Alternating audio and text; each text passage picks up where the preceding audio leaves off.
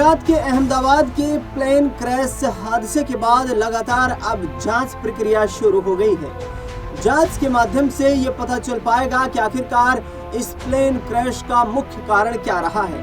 बता दें आपको कि सुरक्षा एजेंसियां, इसके साथ साथ आपको बता दें कि जो एरोनॉटिक्स के जानकार हैं वो तमाम एक्सपर्ट्स, और इसके साथ साथ फ्लाइट एक्सपर्ट्स, जो कि फ्लाइट में किस तरीके की तकनीकियां खराबी सामने आ सकती है, किस तरीके की तकनीकी खराबी के चलते इस तरीके के क्रैश के मामले सामने आते हैं, वो तमाम टीमें अब जांच कर रही हैं। इस घटना को लेकर के हर पहलू पर जांच की जा रही है। गुजरात पुलिस की स्पेशल एटीएस को भी वहां तैनात किया गया है और इस जांच से जुड़े तमाम सबूत इकट्ठा करने के लिए उनकी जिम्मेदारी लगाई गई है। फिलहाल आपको बता दें कि गुजरात एटीएस के हाथ एक डिवाइस लगा है। बता दें कि मलबे की जांच के दौरान गुजरात एटीएस को बड़ी यहाँ पर कई सबूत हाथ लगे हैं। उन्होंने इस मलबे से कई ऐसी चीजों को अपने कब्जे में लिया है जो कहीं ना कहीं इस घटना की जांच में उनका सहयोग कर सकती हैं। गुजरात एटीएस के एक अधिकारी को इस मलबे में एक डीवीआर मिला है।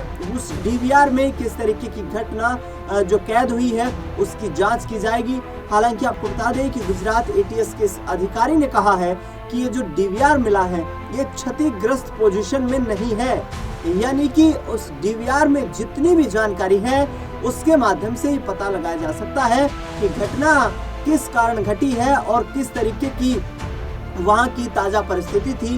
क्योंकि बताया ये भी जाता है कि अहमदाबाद का जो एयरपोर्ट है वहां पर बर्ड्स की संख्या, यानी कि पक्षियों की संख्या भी जो है अन्य एयरपोर्ट्स के मुकाबले ज्यादा होती है, क्योंकि वहां पर प्रवासी पक्षी भी इस सीजन में आते हैं। और ऐसे में जो बर्ड्स एक्सीडेंट होता है, यानी कि जब कोई पक्षी यदि फ्लाइट से टकरा जाता है तो फ्लाइट अस्थिर हो सकती है। लेकिन अभी तक ये बताया जा रहा है कि फ्लाइट का एक नहीं बल्कि दोनों इंजन फेल हो गए, जिसके आधार के ऊपर फ्लाइट को मैनेज करना, वहां उसे कंट्रोल करना पॉसिबल पायलट के लिए नहीं था और फ्लाइट लड़खड़ाई, और लड़खड़ाने के बाद भी उसका नोज जो है वो ऊपर की तरफ रखा गया ताकि फ्लाइट क्रैश ना हो। पायलट की तरफ से पूरी तरीके से इस फ्लाइट को सकुशल लैंडिंग करवाने की कोशिशें भी की गई, नोज को ऊपर रखा गया। पायलट लगातार ये कोशिश करता रहा, लेकिन इसके फ्लैप्स ने, इस फ्लाइट के जो फ्लैप्स थे उन्होंने इस पूरी घटनाक्रम के दौरान फ्लाइट की ऊंची उड़ान के लिए मदद नहीं की और ऐसे में फ्लाइट लड़खड़ाई और उसके बाद क्रैश हो गई। दरअसल बता दें आपको कि गुजरात एटीएस के अधिकारी का कहना है कि पुलिस और एटीएस की टीमें, इसके साथ साथ तमाम एक्सपर्ट्स जो इस मामले के जानकार हैं, वो इस पूरी घटनाक्रम पर मुस्तैदी के साथ एक एक पहलू की जांच कर रहे हैं। प्रधानमंत्री नरेंद्र मोदी ने कहा है कि ये घटना एक मामूली घटना नहीं है। इस घटना ने वैश्विक स्तर पर एक ऐसा उदाहरण पेश किया है कि अब आगे आने वाले वक्त में लोगों को इस तरीके की घटनाओं से कहीं ना कहीं खुद भी सबक लेना चाहिए। और ऐसे में तमाम जो विमान हैं उसमें 1% की जो टेक्निकल मिस्टेक है उसको भी कहीं ना कहीं दरकिनार नहीं किया जाना चाहिए।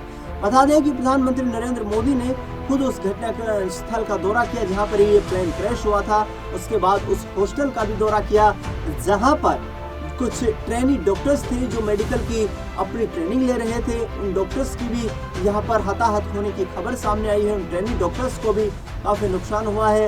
एक कैंटीन में देखा जा रहा था कि जिस तरीके से वहाँ पर लंच का टाइम था और प्लेट्स और पानी के ग्लासेस जो है बिखरे पड़े हुए थे। ये धमाका इतनी तेज था कि आसपास के लोगों में अफरा तफरी का माहौल बन गया। और इसके साथ साथ आपको ये भी बता दें कि ये जो फ्लाइट थी इसमें करीब 1.25 लाख लीटर फ्यूल था, जिस फ्यूल के माध्यम से ये करीब 10 घंटे का सफर तय करने वाली थी। लेकिन ये 1.25 लाख लीटर फ्यूल का जैसे ही प्लेन गिरा, इस फ्यूल का जो टैंक था वो फटा और फटने के साथ ही उसमें आग लग गई, जिससे कि तमाम 241 यात्री जो इस विमान में सवार थे उनकी जान चली गई है। और बड़ी दुर्घटना ये घटित हुई है भारत के विमान हादसों के इतिहास में। अब तक इससे बड़ी घटना यहाँ पर हिंदुस्तान में नहीं घटी है। इससे हर कोई हैरान है, हर कोई परेशान है और हर किसी जिसने अपने परिवार के सदस्यों को खो दिया है उनके साथ संवेदना व्यक्त की जा रही है। फिलहाल आपको बता दें कि पुलिस और गुजरात एटीएस की तरफ से जो जानकारी सामने आई है वो यही है कि डीवीआर से किस तरीके के तमाम सबूत सामने आते हैं, उन सबूतों के आधार पर जांच की जाएगी और ये डीवीआर कितनी अहम भूमिका निभाएगा इस पूरे मामले में, ये आगे आने वाले वक्त में पता चल पाएगा। फिलहाल इस खास खबर में इतना ही। देश दुनिया से जुड़ी तमाम बड़ी खबरों के लिए देखते रहिए SPN 9।